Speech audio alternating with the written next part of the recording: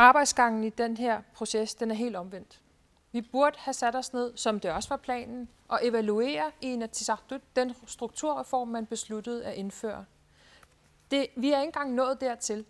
Derfor har vi fra Inuit Ataqatigiit i det her efterår på samlingen i Inatsisartut et punkt på dagsordenen, hvor vi beder om, at vi debatterer, hvilke principper, der skal være grundlæggende for vores kommuner, hvis vi skal lave det om igen. Nu starter man med én kommune, og faktisk så sætter Naalakkersuisut og Qaasuitsuq Kommune, ledelsen i Qaasuitsuq Kommune, gang i et snitskred, som ingen af os kommer til at kunne styre, når man først går i gang med at dele én kommune, uden at tage hensyn til resten af landet. Vi burde have sat os ned og set på hele landet samlet og snakke om, der er nogle ting, der ikke fungerer. Hvordan får vi det til at fungere? Skal vi tilbage til at kigge på at være flere end 4, som vi for eksempel sagde fra Inuit Ataqatigiit, før man besluttede, at det skulle være 4 kommuner, at vi skulle have mindst 5 eller 6 for at få det til at hænge sammen. Men så det har man ikke gjort. Det jeg hører dig sige er jo langt hen ad vejen, at problemet det er den udførelse, der har været, og at man ikke har snakket ordentligt sammen undervejs.